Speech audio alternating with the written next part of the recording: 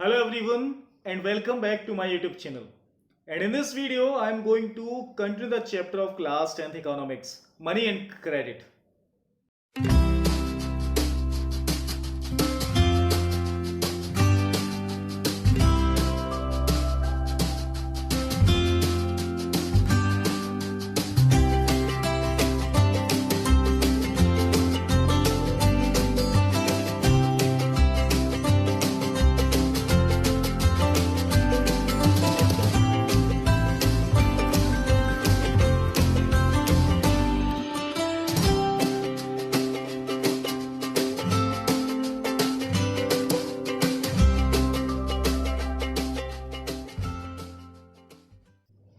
Today's topic is term of credit. ये credit किन terms and conditions पे दिया जाता है?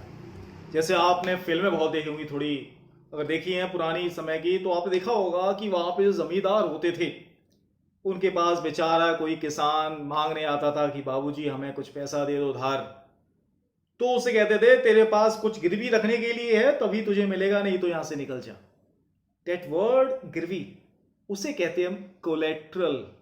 कोलेट्रल, तो कोलेट्रल जरूरी होता है टर्म्स ऑफ क्रेडिट में, चाहे आप बैंक में जाए चाहे कहीं भी जाए, कोलेट्रल जरूरी होता है। कोलेट्रल क्या होता है? एक बोरोवर की एसेट्स होती है, उसकी पूंजी, चाहे वो घर के तौर पे हो, कार के तौर पे हो, किसी भी चीज के तौर पे हो, वो एक गारंटी के तौर पे दी जाती है लेंडर को, जिसने पैसा उधार दिया है।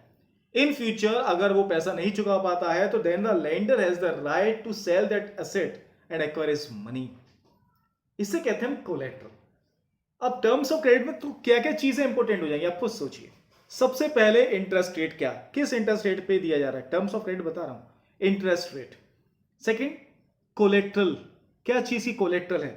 उसके बाद डॉक्यूमेंटेशन रिक्वायर्ड, कौन कौन से कागज लगेंगे, कहने से कुछ नहीं होता है, सारे डॉक्यूमेंट्स चाहिए होते हैं। और सबसे लास्ट चीज, मोड ऑफ रीपेमेंट, कि आप कैसे पे करेंगे। यू हैव टू ऑप्शंस है, either you can pay in installments और अ लंप सम अमाउंट, या पूरा पेमेंट कर दीजिए आप। ये होते हैं terms of credit. And terms of credit can not be same in every condition. Every people, every company or firm who is giving loan to the others have different terms of credit. Okay, now our next topic is formal informal source of credit. आपने सुना होगा, formal हमेशा हम पढ़ते हैं तो जो चीज एक सही तौर पे मानते हैं हम उसे फॉर्मल। क्या होता है, हम बात कर रहे हैं यहाँ पर वो ऑर्गेनाइजेशंस की जो लोन देते हैं, तो उसमें भी फॉर्मल और इनफॉर्मल होते हैं। आपके जितने भी बैंक्स हैं और कोऑपरेटिव्स हैं वो सब के सब फॉर्मल में आते हैं। और इनके अलावा जो भी हैं, जैसे कि आपके फ्रेंड्स, कोई लैंडलॉर्ड्स, मनी लेंडर्स, आपके रिलेटिव्स, एम्प्लॉयर, जहां से हमें पैसे मिलने की उम्मीद होती है, अगर हम उनसे पैसे लेते हैं तो वो सब इनफॉर्मल सेक्टर्स में आते हैं। अब डिफरेंस क्या है दोनों में? फॉर्मल सेक्टर्स जो होते हैं वो गवर्नमेंट के पास रजिस्टर्ड होते हैं, गवर्नमेंट के पास उनकी सब मेंटेन होते हैं, उनके सारे डॉक्यूमेंटेशंस वगैरह सब दिया होता है। और आरबीआई जो होती है उन पर रेगुलर चेक करती रहती है।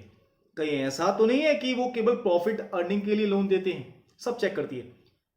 वो ये भी चेक करती है कि किस किस को लोन दिया, कहीं ऐसा तो नहीं केवल रिच बिजनेसमैन को दे दिया जहां से पैसा नहीं गारंटी होती है। लोन सबको मिलना चाहिए, चाहे वो एक रिच बिजनेसमैन हो चाहे वो एक स्मॉल फार्मर हो, इन सब पे कंट्रोल किया था। और कोई भी बैंक एक लिमिट से ज्यादा इंटरेस्ट नहीं चार्ज कर सकती है। ओके, ये होता फॉर्मल। और इनफॉर्मल उसका जस्ट अपोजिट, जिस पे कोई कंट्रोल नहीं करता है, वो चाहे जितनी भी रेट ऑफ इंटरेस्ट चार्ज कर सके। अब जैसे मैं कहता हूं कि मान लीजिए एक बैंक है जहां पे मैं लोन लेने गया और उसने मुझसे कहा कि date I will charge 10% per annum interest on a loan of ₹1 lakh. Okay, मैं मनी लेंडर के पास गया तो उसने कहा कि भाई देखो मैं तो केवल 4% ले आऊंगा ब्याज, 4% पर मंथ के हिसाब से। मैंने कहा ये बढ़िया लगा मुझे तो, 4%। मैंने एक चीज ध्यान नहीं दी, वो पर एनम ले रहा है, वो पर मंथ ले रहा है। That means I have to pay 4,000 per month there. 4,000 है, जितना भी है। अगर हम इसकी बात करें देन आई हैव टू पे ओनली 10,000। इसी तरीके से गांव में कई सारे युवा ऐसे हैं that they want to start their own business but they are afraid of these money lenders, because in many of the cases the money which were given as a loan to the people, their interest are much higher than their income. उनकी इतनी income भी नहीं होती जितनी उन्हें उसकी interest देनी पड़ती है. That's why many of the youth in the villages were afraid of taking loan from these informal source of credit. तो क्या है, अगर हमारे देश को डेवलप करना है तो सरकार को क्या करना चाहिए? Cheap and affordable loan should be available to every Indian. हर इंडियन के पास एक सस्ता और आसानी से मिलने वाला लोन अवेलेबल होना चाहिए, तभी हमारा देश डेवलप कर सकता है. लेकिन यहां पर भी पॉज एंड कॉन्स काफी है. एक बैंक को कोलेट्रल चाहिए होती है, वो विदाउट डॉक्यूमेंटेशंस आपको नहीं देगा. And many of the poor house hold in India without documents. मजबूरी है. तभी आप देख सकते हैं कि आपके बुक में वो 4 सर्कल्स दिए होंगे. वो सर्कल्स बताते हैं कि कितने पीपल्स जो है फॉर्मल सेक्टर्स पे डिपेंड है और कितने जो है इनफॉर्मल सेक्टर्स पे डिपेंड है.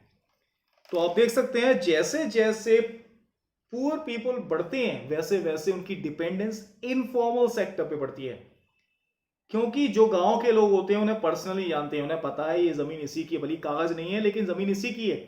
कागज भाई कहीं तहसील वहसील में होंगे लेकिन वो निकलवा लेंगे, तो बस वो कहीं भी उनसे अंगूठा लगवा ले तो ले जा भैया पैसा. तो रिच जो होते हैं उनके पास सारे डॉक्यूमेंट्स होते हैं and they can easily get the loan, cheap loan from the banks. ये होता है लोन फॉर्मल और इनफॉर्मल में डिफरेंसेस. अब इसके बाद हमारा एक लास्ट टॉपिक बचा. मैंने भी बताया cheap and affordable loan is necessary for countries development. लेकिन जरा सोचिए जिनके पास कोलेट्रल नहीं है वो कहां से लोन लाएंगे? बैंक नहीं देगी, कोऑपरेटिव से देंगे, तो कहां से लेकर आएंगे? ये सोचा ही नहीं हमने ना. इसका भी एक सॉल्यूशन है. एक सॉल्यूशन है इसका भी. Self help group. जब कोई किसी की मदद नहीं करता तो अपना ग्रुप बनाओ, अपनी हेल्प करो. लेकिन यहां पर कुछ बात अलग है. सेल्फ हेल्प ग्रुप क्या है इसे जरा समझते हैं. सेल्फ हेल्प ग्रुप एक छोटा सा ग्रुप बना लेते हैं ये पुअर पीपल्स गांव में, 15 to 20 पीपल्स बनाते हैं मिलके, और वो रेगुलर सेव करते हैं अपने पैसे को. इसमें मेरे हिसाब से ये जो है वो बैंक्स में खुलते हैं इनके सेल्फ हेल्प ग्रुप्स के अकाउंट्स. अपनी रेगुलर सेविंग करते हैं. सपोज दे आर 20 मेंबर्स और अपनी काबिलियत के हिसाब से किसी ने 100 रुपए, किसी ने 50 रुपए जमा करना शुरू कर दिया पर मंथ या पर वीक के हिसाब से जैसे वो कर सकते हैं. अब मान लीजिए एक हम एवरेज लेके चलते हैं कि हर किसी ने एक हफ्ते में 100 रुपए जमा करे. तो 20 पीपल्स अगर 100 रुपीज जमा करें that means they will have 2,000 rupees in a month, in a week, and in a month they will have near about 8,000 rupees. Okay, and in a year 96. Okay, 96,000. अब मान लीजिए एक गरीबों की जरूरत कितनी होती है. उन्हें नहीं चाहिए होते कि अंबानी बिरला के जैसे करोड़ों कि मुझे 50,000 करोड़ का लोन चाहिए. They need only 50,000. Sometimes they can only need 5,000 amount to fulfil their needs. बस इतनी जरूरत होती है गरीबों की. इसके लिए उन्हें दूसरों के सामने हाथ फैलाने पड़ते थे. अब क्या है, इस ग्रुप के मेंबर हैं, सब मिलके काम कर रहे हैं. जिसको जरूरत है वो इस ग्रुप से लोन ले लेता है, अपने ग्रुप मेंबर्स, और वो जो लोन लेते हैं वो इन्हें रीपे कर देते हैं with small amount of interest which they can afford. है ना फायदा. और एक और चीज बताता हूं, अगर ये ग्रुप रेगुलर है अपनी सेविंग्स में फॉर अ ईयर और 2, then the bank also provide loan to this group without any collateral.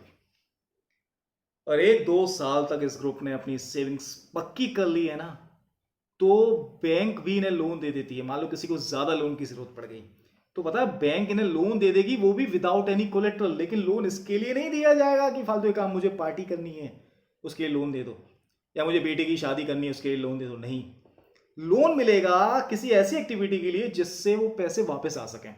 Suppose किसी की मॉर्टगेज लैंड है, जमीन गिरवी पड़ी है, उसे वापस लेनी है तो उसके लिए आपको लोन मिल जाएगा. आपको कुछ बफेलो खरीदनी है तो उसके लिए मिल जाएगा. मशीन खरीदनी है तो उसके लिए मिल जाएगा. फालतू की चीजों के लिए नहीं मिलेगा. और बैंक देगी वो भी विदाउट एनी कोलेट्रल, क्योंकि बैंक के पास जो है एक नहीं दो नहीं बाकी के 19 मेंबर्स की गारंटी है।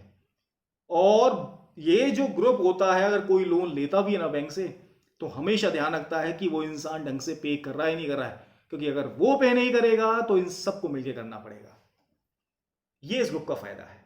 दैट मीन्स कि पुअर भी लोन ले सकते हैं बैंक से विदाउट एनी कोलेटरल, अगर वो सेल्फ हेल्प ग्रुप बना लेते हैं अपने तो मेरे हिसाब से आपको इतना टॉपिक तो बिल्कुल क्लियर हुआ होगा। अब इसके बाद में एक चीज और समझाता हूं कि इस ग्रुप में ज्यादातर देखा जाता है कि विमेन होती हैं, विमेन।